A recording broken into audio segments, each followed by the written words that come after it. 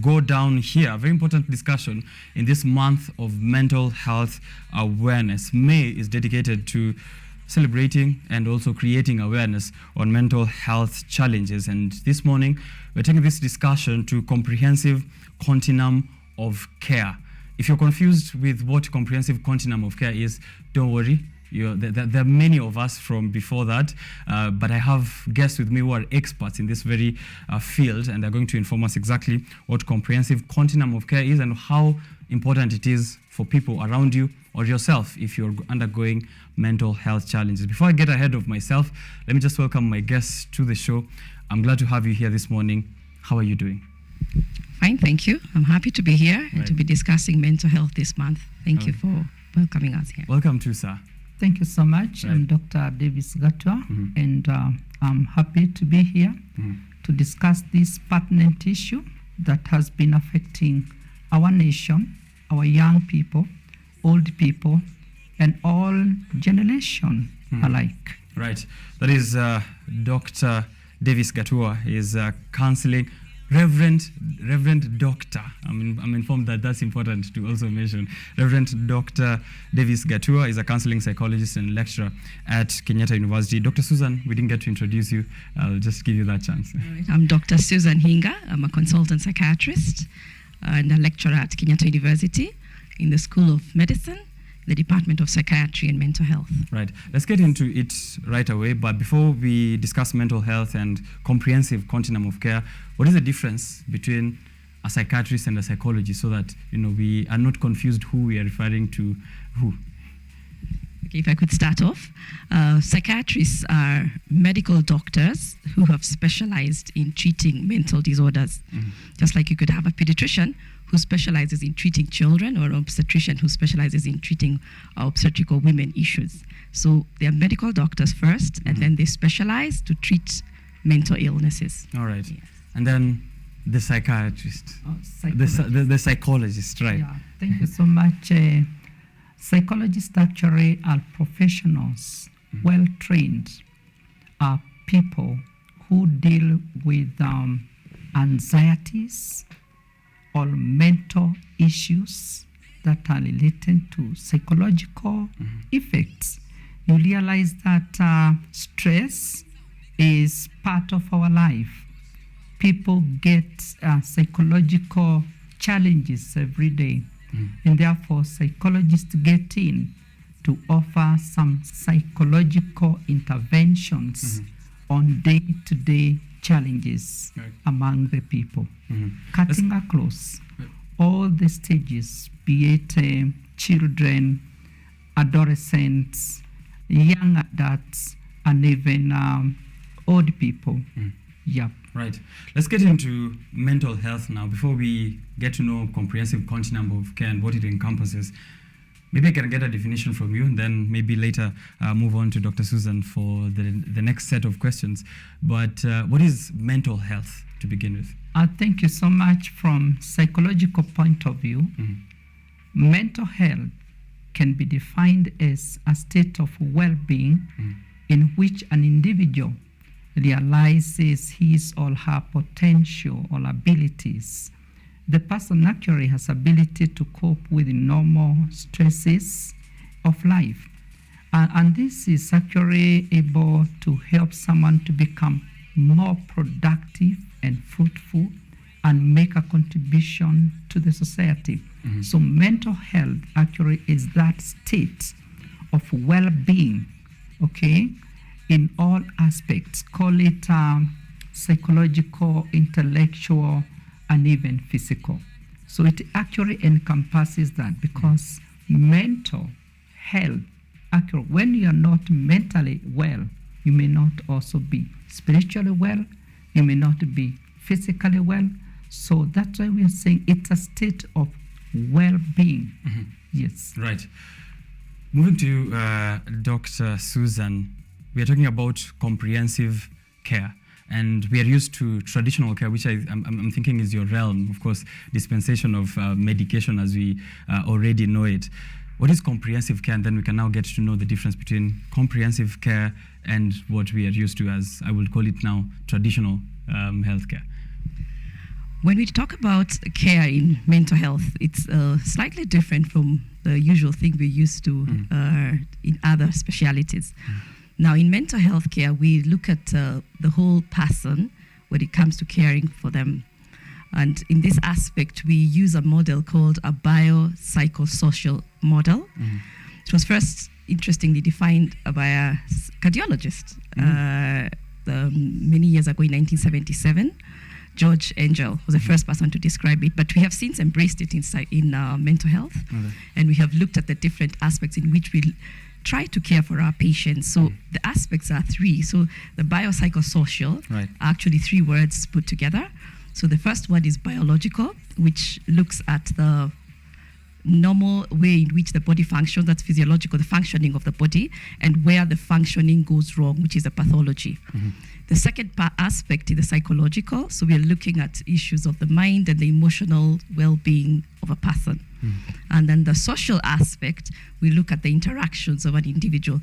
No individual lives on their own. They interact with society, they interact with peers, they interact with family, they interact at work, at school. So each one of those is part of what we look at when we think of the social aspect. So it's a biopsychosocial model. We don't focus only on one aspect of treatment. The treatment is a threefold, so that we look at the patient as a wholesome. Right. How does this approach benefit an individual with mental health challenges? This is because when we look at the care of a patient with a mental disorder, we come up with what we call a formulation while looking at what is it the patient has presented with. So what was the presenting complaint? What brought the patient to see the therapist, whether it's a psychiatrist or a psychologist?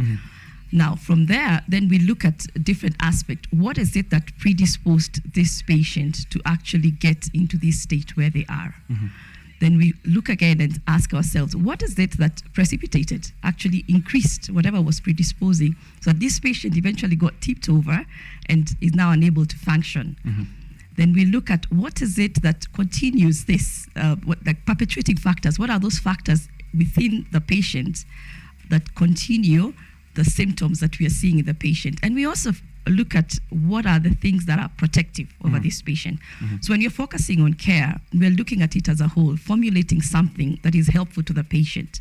We're looking at these factors and trying to help the patient get back to normal functioning. All right. Yes. Come back to you, Reverend. And I think maybe later on we can get into the Reverend part and the doctor part to understand how that plays in your role as a psychologist. But are there different stages or levels of Continuum comprehensive care? Oh, yes, there are stages of Continuum of care, as she has explained. That when we are talking about mental health, we are not talking about one area in life. We are talking about holistic approach. And this is whereby, for example, we have someone with mild issues or mental disturbances, and then it progresses. And as it progresses, we may have actually a multi-sectoral approach. As she has said, that we have biopsychosocial model. This is whereby, for example, we have somebody with mental health illness. We start by asking ourselves, what are the causes of this problem? And then after that, we say, what are the correct measures of interventions?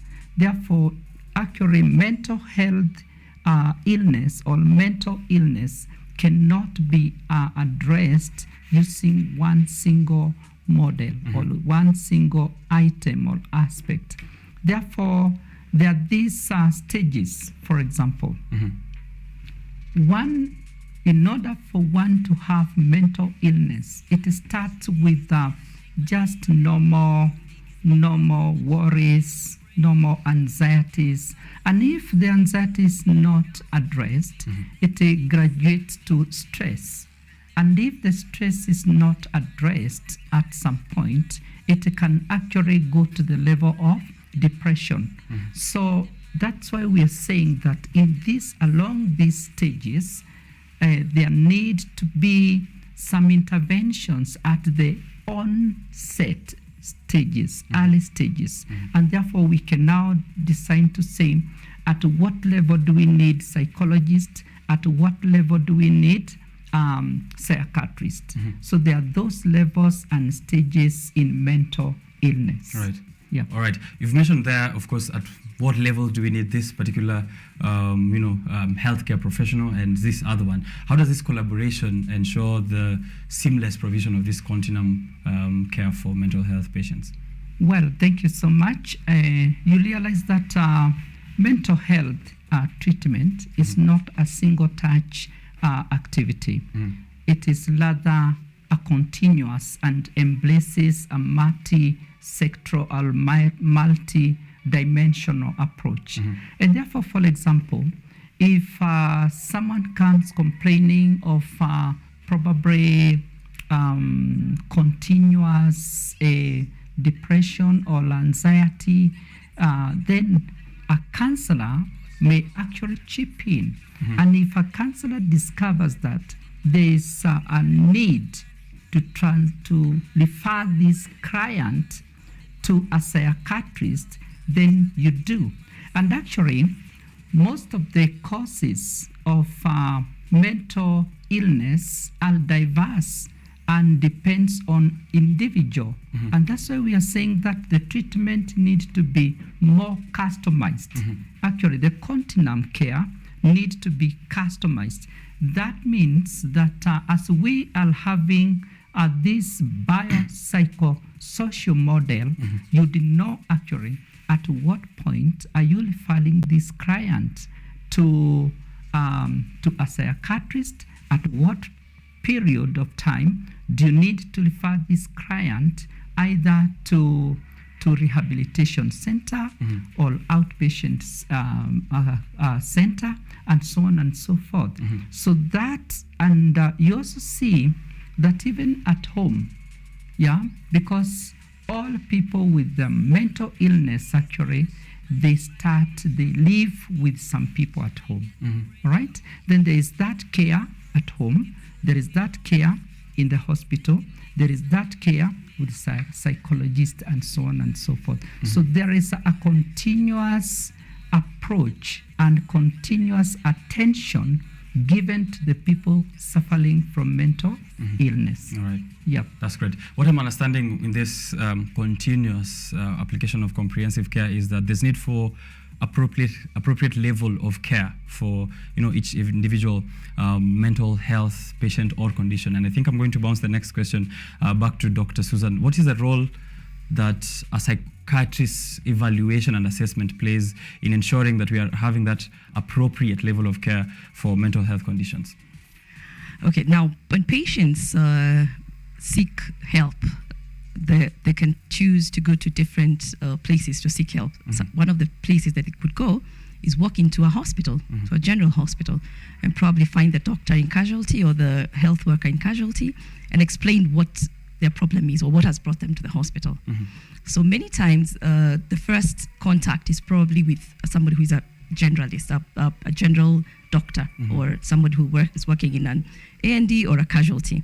Now, once the patient is seen and evaluated, many times we'll have the patients then referred to see a psychiatrist, because the doctor who is a general practitioner picks up that whatever issues the patient has, then the patient needs further help from a psychiatrist. But there are also patients who the first contact is with a therapist or a psychologist. So they first go to a psychologist because they feel they have these issues that are bothering them. So whichever way, patients will end up being seen by the psychiatrist. Now, the role that a psychiatrist plays is, one, we start by doing an interview of the patient. So we interview the patient, take what we call a detailed history, so that you go back and are able to define what brought the patient, what medications have they been on, what treatments have they been on, what is their family history, and what's their personal history.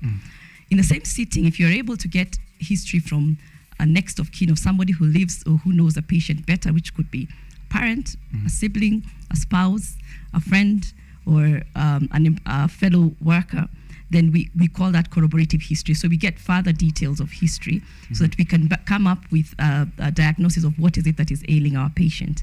After doing the interview, we do an examination.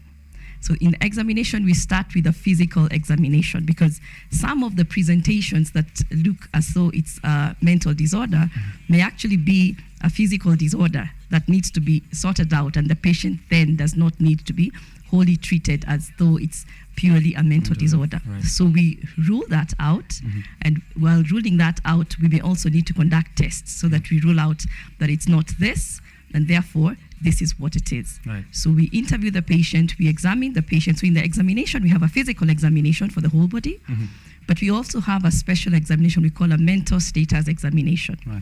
We then come up with a diagnosis. So we have a special way in which we make diagnosis for the patient. Now, once we have the diagnosis and we have done investigations to rule out that it's not other causes, that the symptoms we are seeing are not being caused by other conditions, we then come up with a biopsychosocial model of treatment. So in this, then the biological part is the chief place where you see the psychiatrist, or better known as a shrink, taking part.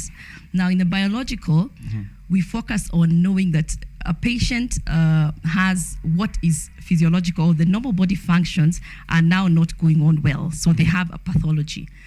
Within our brains, deep inside the midbrain, we have substances we call neurotransmitters. Right.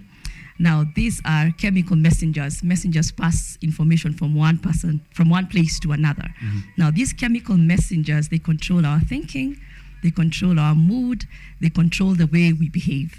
Now, if something then is unusual about those transmitters, for example, we have some, I'll name some common ones like dopamine, serotonin, norepinephrine, which I'm sure our viewers have probably heard about them. Yeah.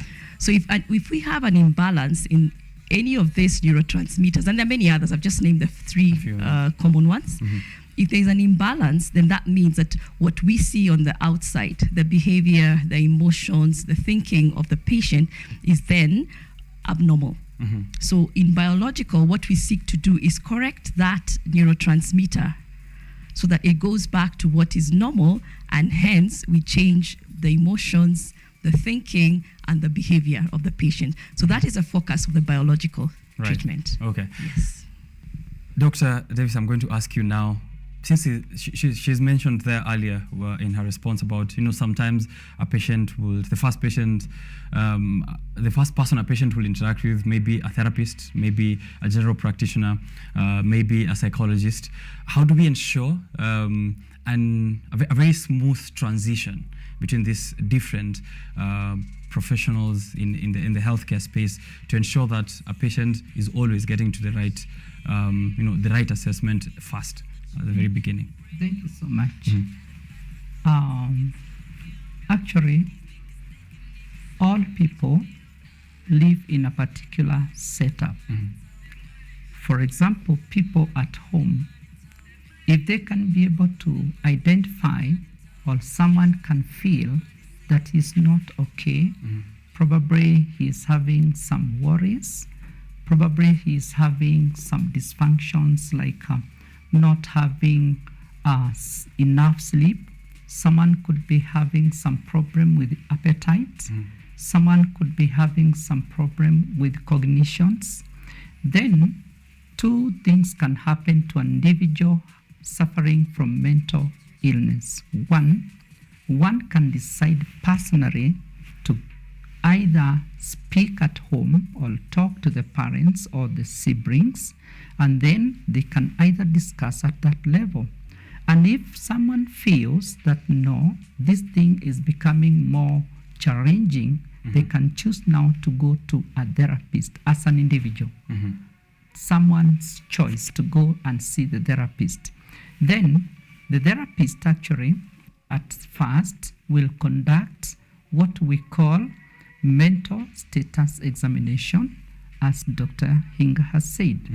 And this one, you observe the physical appearance, cognitions, and psychomotor, and moods and speech, and even the social interactions or the motions and so on.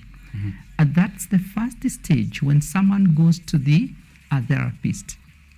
And then a therapist takes some details concerning the life of this person and what has been happening, the historical background and so on, and what has changed, okay, be it the behavior, the mind, the emotions, and so on and so forth. Now, that's one way a person can choose to go and see a therapist. Number two, in the family setup, for example, or even at the workplace, or even in school, or any social setting, some people can discover, for example, our friend is changing the behavior. Our friend is changing the manner in which he speaks or talks. And even at some point with addiction, you can discover that this person these days is taking too much of alcohol or any other drugs. And therefore, before the person gets into dependency, there can be a parent, a friend, a manager at the workplace, a teacher, referring this person to the therapist. And actually, it is now in the therapy room or in the therapy intervention whereby a counselor or psychologist may employ different techniques, different approaches after discovering and of course using the DSM-5 manual to discover or to ascertain what kind of a problem, what kind of mental illness is this person going through. The psychologist once discovers that this is a mild problem he can or she can deal with, then she can go ahead. However, sometimes you discover that the causes of the mental illness, anxiety, depression, and all that could be some of the things that can be dealt with. Maybe lack of something, loss of something, and so on and so forth. So at this person, if the person has not graduated to psychotic level, the counselor or psychologist can deal with it. Actually can help this person to change the way in which this person views or perceives things, behaves, and so and adjust to the changes in life. However, if the client is found to be in a more advanced level of mental disturbances, this is the time that you refer this person to a medical doctor, that is the psychiatrist. All right. On the other hand, this is why we are calling it continuum of care, comprehensive. If, for example, someone or maybe an old man is getting some problems, marriage problems, then a psychologist may refer this person to a marriage counselor. Okay. Actually, it's just about connectivity. And for example, again, if this person is actually having some mental problems because of maybe there could be some conflict somewhere, you can refer this person to a mediator, you see, so that you take care and you are able to connect the person ailing from mental disturbances to the correct practitioner. Right. In every circle, there's a radius which cannot be ignored. And in this circle of comprehensive continuum care, we cannot forget the individual, right? Now, what is the role of the individual who's being assessed, who's being diagnosed, whose care is being given? How do we involve them in the care to ensure that they're also taking part in this process towards their full recovery or treatment of the health conditions? Any of you can take it up. Thank you. Let me start because this one falls squarely on both psychological intervention and also psychiatrist. With the psychological intervention, we have different approaches. For example, we have behavioral approach. This is whereby we help someone who is suffering from dysfunctional of some kind, suffering maybe from phobic disorder or depression or any other problem, what we do, you can help this person. One, if you use, for example, also psychoanalytic approach, you help this person to be aware, and that's why we are having mental awareness program. Someone to be aware that he is having some problems, because many people suffer because they are not aware. They are actually in denial at some point. So using psychoanalytic approach, you help someone to be aware so that he can actually now start operating from a conscious state of the mind, right? And if now you actually embrace behavioral approach in helping this person, actually there are some assignments that you give the person. You are actually trying to empower this person, developing the willpower, the willpower to cope with the challenges, the willpower to change to the, maybe there is a loss of a parent, a loss of something, and so on and so forth. So you help the person to cope. You empower the person with correct perceptions, with correct behavior. And therefore, an individual has a big role to own responsibility, whereby the responsibility are collaboratively designed by the individual and the counselor or the therapist. Right. What is the goal of the counseling at the moment? What are the desires of this person who is ailing? The person would say, for example, I'm in conflict in my marriage. Then what do you want to do, or what do you want to achieve? And then you give this person, after deliberations, after exploring the causes and some of the measures that can be taken, a person has some personal responsibilities. Right. And then you help the person to come up with an inventory program. Okay, what have you achieved this week? What have you achieved this time? And so on and so forth. As we measure the change of behavior, the change of the mindset, the change of the perception. Right. So actually in the treatment, using psychological approach, the client has a major role to determine the end result. Right. Autonomy and empowerment. Dr. Susan, how do you involve an individual in their own care plan? Okay.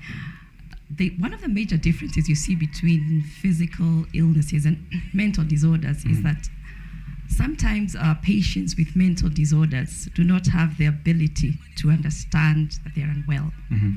In the mental status examination that I just said, which is our major examination, towards the end, we assess the ability of a patient to understand that they're unwell or they're not. Now, when we have patients who understand that they are unwell, these are patients, we say, who have insight. Now, what you do with a patient who has insight is different from what you do with a patient who does not have insight at the point of contact. Now, the one who has insight, you go ahead and discuss the treatment model that we just discussed. That you can discuss with the patient that this is what has happened, so that they are aware that this is what has happened to the neurotransmitters, and that is why we have this behavior that you're having. And this is how we are going to correct it biologically or pharmacologically, and this is how we'll do talk therapy or involve the sociology so that we help in your social issues. Now, when we have a patient who does not have insight or the ability to understand they're unwell, now the task is two-way. One, we institute treatment, sometimes with the permission of the person who brought the patient, what we call involuntary treatment. So we start treatment because sometimes it requires the patient is treated so they develop insight, that ability to understand that they're unwell. On top of that, we also do insight therapy. So we help the patient understand as we go along with the treatment that this is what we are observing and this is what they should understand that makes us categorize them as being unwell. We also go ahead and psychoeducate the patient, meaning we make the patient aware that this is how you got here, and this is how you can get out of here, and this is how you can remain well when you leave here. Right. So depending on whether the patient has insight or not, then the mode of treatment and how you deal with the patient will differ. Right. Yes. We're speaking about this model, biopsychosocial. I hope I got that right. I'm going to ask you from a psychologist's perspective now, how do you involve the support system around the individual in this process of continuum care? And then maybe at the very end, what if this support system is also the problem? Maybe it's from the family, and the family is the one that's bringing these mental health problems, but you still need to involve them in the care. How do we strike a balance there? Thank you so much. We have what we call myriotherapy. Myriotherapy is actually essence of employing every support system within the reach. And we are saying that when someone is having some problem, he needs some support system. Yeah? For example, at home, if someone actually is going through talk therapy or psychotherapeutic process, this person can have a support system, one from the therapist, himself or herself. You help this person, one, to understand the root cause, the underlying issues that cause some of these mental illness, or even the use of substance that may cause some substance use disorder. Okay, because they are actually intertwined. Next is that when someone is going through recovery process in mental health, there are two systems or many other systems. For example, you can refer someone to the rehabilitation center. In the rehabilitation center, they can get some of these social workers helping them to cope with the day-to-day life events.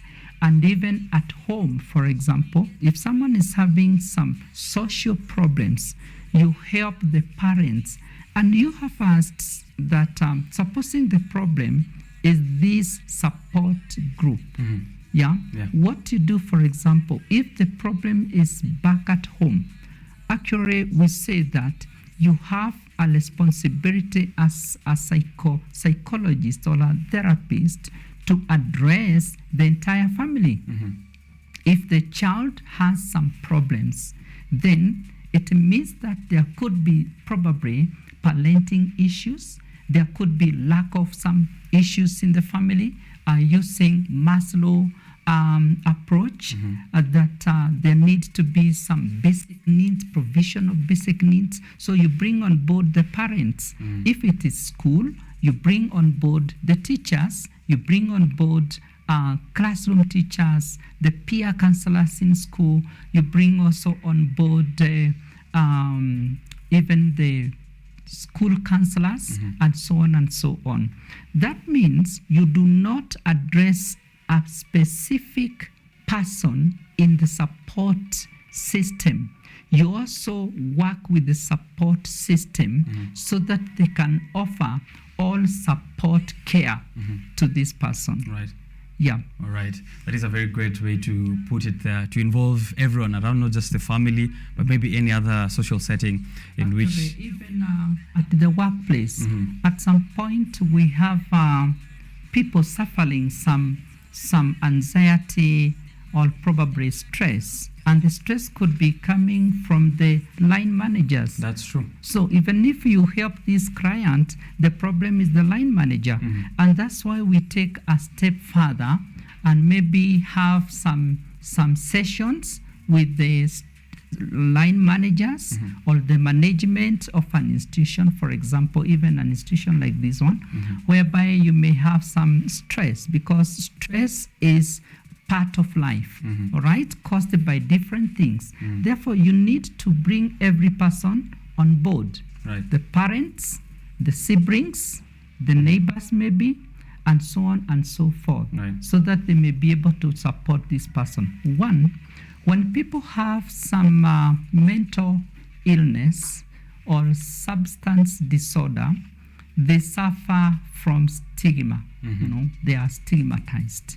And therefore, in order for you to bring down the level of stigma and this person to feel that he is accepted in the community or even in the family, you need to bring everybody on board so that as this person goes through the recovery process, this person also go through integration in the family or integration in the society and integration in whatever place this person is, be it a school, be it in the, actually even in religious quarters.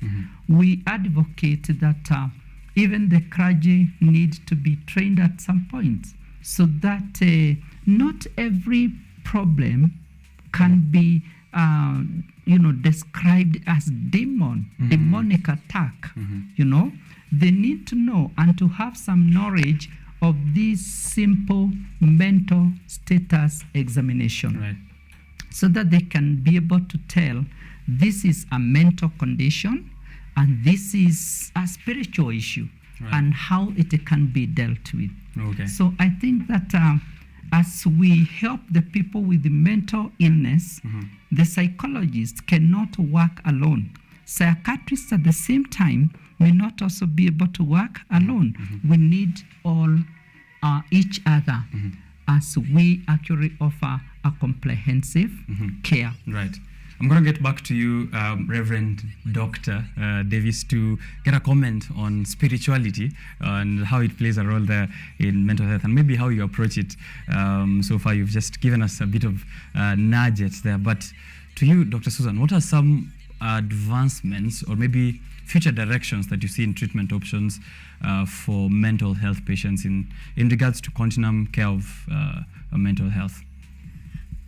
Just like we said, we have the three cares being put together to help our patients. We don't focus on one care. Now, I believe your question is focused more on the biological care. We just said it's with a focus on pharmacological care, where looking back at what I described, that people have mental disorders because something goes wrong with their neurotransmitters. So in pharmacological care, what we're focusing on is putting back these neurotransmitters to the level at which they should be, so that we have normal levels of serotonin, normal levels of dopamine, normal levels of norepinephrine, so that the patient is able to function normally. So when we focus on pharmacological care, we look at the different drugs that keep on changing over time. What we had in the 1970s, 80s, 90s, and even what we have now, we continue advancing as there's more research being done, and as we discover what else are we getting to know more about, and how else can we improve in terms of the medications that we give. But we also have physical treatments. We have treatments like electroconvulsive therapy. We have light therapy, patients where they have long winters and long days without sun. So there are different forms of therapy that are available. And as we go along, there are different that are being researched on and that are helping improve on our care. But as I said, care is not just pharmacological. So we also, again, as we formulate and look at how we're going to help our patients, we put out, this is a biological treatment that we are prescribing for our patients. This is a psychological treatment, which is like the talk therapy that we are prescribing for our patients. Could it be individual therapy? Are we looking at family therapy? Are we looking at psychoeducating the patient, inside therapy, and the rest of the therapies?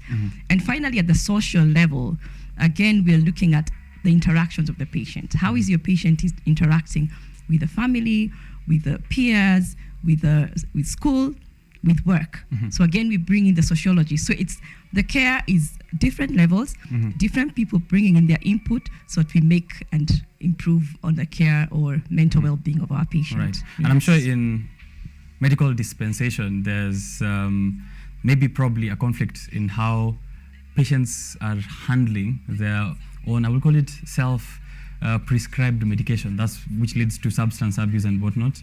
But I think that would be a conversation for another time, how you handle such situation where patients have already gone way deep into substance abuse to maybe get that dopamine on their own.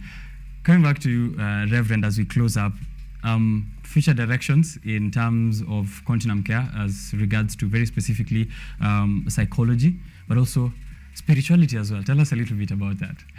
Well, thank you so much.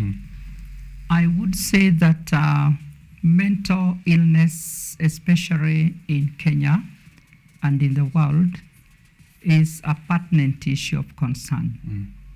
In 2019, a task force was set by the president to find out the levels and matters of mental health.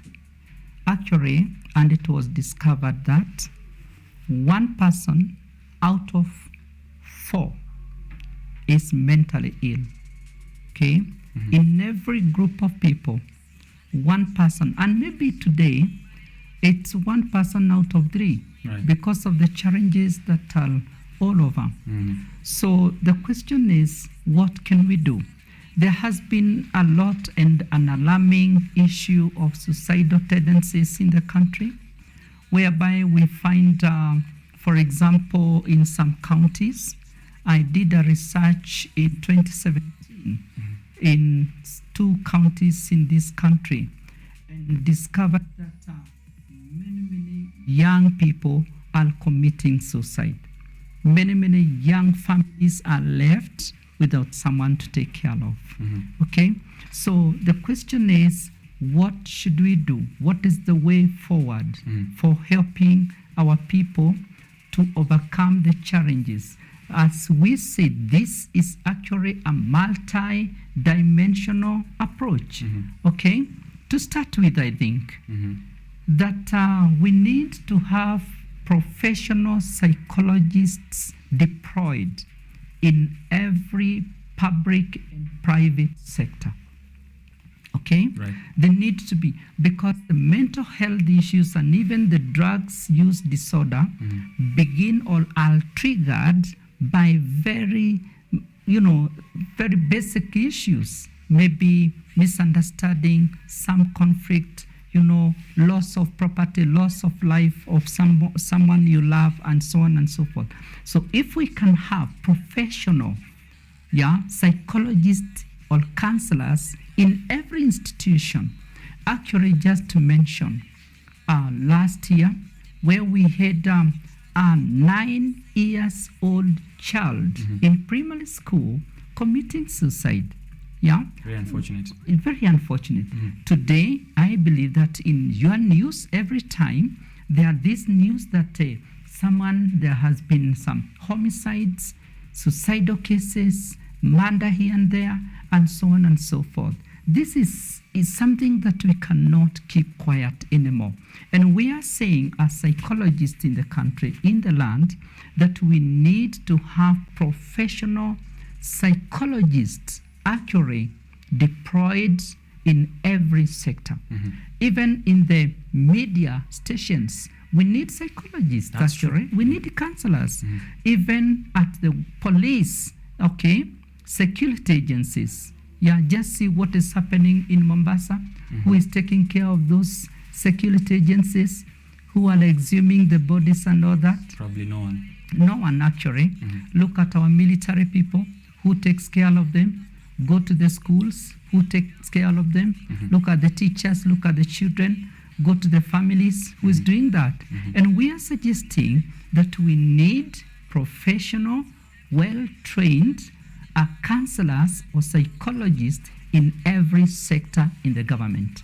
Number 2, we need also to check on, the government need to come up with a model of actually improving mental health, treatment process or centers in the country. For example, improve or build more psychiatric centers in the land. I don't know how many psychiatrists we have in the country. Actually, I can't tell. Look at even the psychologists in the country. They are also very few. So we need actually to train more, employ more, and actually have them located at the all levels of the administration in the land. I would also seek to ask the government, and all other stakeholders to come up with a model whereby in every level, in every institution, there could be a setup, a well set up and organized method of meeting basic needs of individuals. Sorry to mention this, and it's quite sad that we have lost our students in Kenyatta University, some committing suicide, some going through murder and all that. What is it that we can do as Kenyatta University, as Nairobi University, as high schools, places of work? We need to have as a place whereby all a well organized program of taking care of our own people, light where they are, before they are advanced to psychotic or psychiatric issues, whereby they can now go and get the medication. Because mental illness, as we said, is more of, can I tell you something? Right. That 20%, a research has been done. Actually, I was involved in one of these researches with the Dr. Biketi in Nakuru level 5 hospital, that about 40% of the outpatient cases presented are psychosomatic related diseases. And around 50% of inpatient, people in the hospitals suffer from psychosomatic related diseases. So if we can have some programs addressing these issues, light from the family, in the community, in the institution, I think this would be a very pertinent way of dealing with the mental health issues in the country, in all sectors. Now, you have also asked about the issue of spirituality. Spirituality, right. And I think this is something that is going up in the country because of what is happening here and there. As I said, is that we need to have our clergy, because there is a difference between possession, depression, and at some point, some people may not know when people are possessed, all right? And actually the mental condition. I suggest, and this is what we've been doing in Nakuru County, with the clergy. We have a platform of Nakuru Christian Leaders Platform, which I head that psychosocial division. And we say in the country that the leaders of the church need to be empowered with some paraprofessional techniques or knowledge of dealing with the mental illness or mental health issues. For example, if a lady says that there is a dispute between the wife and the husband, parents and the children, some of these issues may not be considered to be demonic attacks. The clergy need to be well informed on some of these things that may trigger and lead to mental health problems. How many people commit suicide and they actually are members of churches or other religious groups? Therefore, I suggest that clergy need to be given some empowerment and knowledge and equipment on mental health basics. All right, thank you very much there, Reverend Dr. Davis. I'm looking here at WHO report of 2014, which indicates that Kenya was ranked at the 4th position in Africa with 1.9 million people having mental illnesses. In 2014, there were only about 62 psychiatrists in the Republic. In the figures that I'm getting from 2015, and published here, 100. And there are only about 100 psychiatrists in Kenya, most of them based in Nairobi. And this is a report by the National Institutes of Health. You can check that out. I don't know between 2015 and now, how many psychiatrists have graduated, but maybe you can speak a bit about that. Why do we see this deficiency in healthcare professionals, even as we try and round up this conversation? Yeah, we sure do have a deficiency. We don't have enough psychiatrists to see every patient who has a mental disorder in this country. However, there's another way we look at it. I train medical students, and I'll tell you that every medical doctor who has gone through the training of being a medical doctor has had training in mental disorders. So they're not 100% green about taking care of patients with mental disorders. So wherever these medical interns or medical officers are stationed, whether in public hospitals or in private hospitals, they are capable of taking care of mentally ill patients. We also have different levels of care. We have clinical officers who are also trained, again, through their training. They have some training on treating mental disorders, and some have gone ahead to subspecialize in treating specifically mental disorders. We also have psychiatry nurses at the very lower levels of care. So it doesn't mean that every patient who has a mental disorder must come into contact with a psychiatrist. Must look for this 100. Yes, we don't have to look for the 100. They say there are few. We are still hoping and very hopeful that we shall have more in our country. But even at different levels, all the even from psychiatry nurses, we have psychiatry nurses who run even level 1 places where level one care in our country where they could manage patients. We have clinical officers, as I've said, we have medical officers. So we may not have enough psychiatrists, but with what we have now, we can have everybody taking care of patients and referring upwards where they feel the care is beyond their training. Right. So we may be fewer psychiatrists, but there's still people out there who we have trained as medical students who are now medical doctors and who are working in various public and private hospitals where people can seek care. So people should not give up and decide they can't find their 100 psychiatrists, so they will not seek care. You can seek care because at different levels, you can get care for mental disorders. Right. Yes. And I'm going to just now just read a very small report again from 2021 before I get your last remarks. Anything that I might left out in this conversation would be the time to bring it out here. In July 2021, the Directorate of Criminal Investigation said that Kenya recorded nearly 500 suicide cases in just 3 months. And seeing that the youngest person reported, as according to Dr. Devi said, there was a 9-year-old, and the oldest was a 76-year-old. So it seems that mental health challenges are actually quite a big issue in Kenya.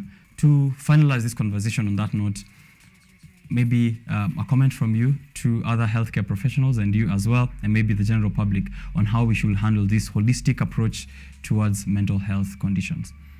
Thank you so much. As I said that there is an alarming case, and mental health illness is a problem that is affecting this nation in a very big way. In 2019, all the way to 2022, because of COVID-19, the issues of suicidal cases in Kenya really raised up so high. And I think not only that, even today, what is happening in every sector, every family, among all individuals, actually is that there are a high level of stress in the land. I can say actually almost 80% of Kenyans as we talk today are somehow going through some tough moments, because of diverse issues. Call it cost of living, call it family issues, call it demands of day-to-day life experiences. And this is my take, that in every community, we need to have social workers, if not psychologists. Ministry of Health need to have some volunteers in every community, every ward, every village, and so on and so forth. And also, I was thinking, that if we could have this mental health issues or program be involved, integrated in our education curriculum, so that even at those children at the young level can be trained on how to deal and handle some of these challenges, because challenges are part of us. Stress is part of life. But the question is, how do we cope with it? So we need to have these people who can help our children in school. In schools, we need to have professional counselors. In churches, in fact, we need to have professional counselors in every religious institution. At the workplace, we need to have trained and professional psychologists in every workstation, in the Republic. And I also think that at some point, I would call upon the government to work it out, to have people go through the life that is manageable in meeting day-to-day needs. The life, when the life goes up so high, the living, the cost of living goes too high, you find that people are stressed. So I would call upon the government also to chip in heavily, not only relying on, because there are so many triggers of mental health. Look at the climate change. The climate change also is affecting. See the farmers, what happened in the last 3 years, no crop production. The climatic change also affects the psychological wellness of the community and the people in the land. Right. Therefore, I think that it's a multi-sectoral approach. Let the government take its share. Finally, I would say, if any person who is listening to us, you feel that things are not okay, note the following. It is good not to feel okay. And it is good also to feel okay. And in case of any challenge, it's always important to seek some assistance from a confidant. Actually, before we go to the hospital, one need to share. For example, Daktari, many people, when they go to the hospital, actually, even with this terminal illness, you discover that they are now almost at the final stages. Right. Why can't people share with the family members, share with a friend, share with the pastor, share with any leader, wherever you are? Just share your concerns. Right. And if you feel that you are getting into addiction in a way, because addiction also actually gets people into a deeper mental illness, I would share that if you are having some mental or addiction, somehow get into a friend, speak it out, share it out. Don't die alone. Finally, my friend, drugs addiction or any addiction can be treatable, can be prevented. And mental health issues or illness, I would say here, Laundry, it can be prevented, it can be managed, and finally, it is treatable. All right. Let us love our people in the community, those who are suffering from mental illness, those who are actually suffering from addiction. Let us embrace them. Let us not condemn them. Let us walk with them. Let us provide for them. Let us give them the warmth. And I am sure that if we give some of these core conditions, love, empathy, and actually we become more genuine to them so that they can understand and know what they are going through, that would be a beginning point of healing this nation and healing the world. Right. Healing our children, healing our parents, healing our youngsters, and those guys who are finishing school, the graduates. Don't give up in life. Don't give up in life. There are many, many options. Okay. Thank you. Thank you so much, too. Probably just to Dr. wind, Susan, as yes. we wind up, Right. and I'll touch a bit on suicide. majority of people who die by suicide have mental illness. Note I've said majority, so it's not everybody who dies by suicide who has a mental illness. So suicide to us is an emergency. When a patient attempts suicide and survives, to us it's a cry for help.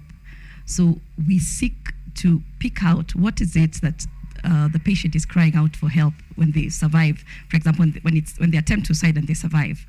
Now, as I've said, not every person who dies by suicide has a mental disorder, right. but we do know that majority of them have. And on the other hand, that the top on the list of the conditions that they would have would be depression. So we seek to treat patients so that then we don't end up losing our patients by dying by suicide. Now, I've talked about patients who attempt suicide as a cry for help. One of the things that we're doing as a Kenya Psychiatric Association is trying to decriminalize suicide. In our country, suicide it's illegal to attempt suicide. You could probably get arrested. However, we are looking at it from a mental health point of view and seeing that it's a cry for help. So if we can get this decriminalized, then probably we would have more people coming out and we are able to treat them so that then they do not eventually die by suicide. So suicide to us is an emergency and it's something we're looking at. Right. And maybe to wind it up, as he's talked about substance use disorders, yes, it's a chicken egg story. Some patients start using substances because they already have an underlying mental illness. Others develop mental illness as a result of using a substance. So as I've said, chicken egg, but we still manage substance use disorder. So even those with substance use disorders, do not give up, go to the nearest health facility and you will get help. Right. And to wind it up, I'll say there is no health without mental health. Thank you. There is no health without mental health. Thank you very much for that. If you allow me, Henry, Sure thing. let me say that we all have responsibilities, each one of us, of taking care of every person suffering either from mental illness or substance use. And finally, may I take this opportunity to thank Kenyatta University and our Vice Chancellor for championing the mental health discussion in this month. I thank also the Department of Psychology, Kenyatta University. I thank the Department of Psychiatrists. I thank all the departments that have taken place in this discussion and championing even the work on mental health issues. Right. Let us come out and support our people from mental illness. All right. Comprehensive continuum of care. That's the discussion we've had here with Reverend Dr. Davis Gatua. He is a counseling psychologist and lecturer at Kenyatta University. Accompanying him has been Dr. Susan Hinga, who's a consultant psychiatrist and also a lecturer at Kenyatta University. Continuum of care, a framework that promotes collaboration, coordination, and continuity in healthcare delivery. And today, specifically, speaking about mental health challenges. You've heard it here first. Maybe you've had it other places before, but it is okay not to be okay. Reach out to the relevant authorities and also seek help if you feel like you need it.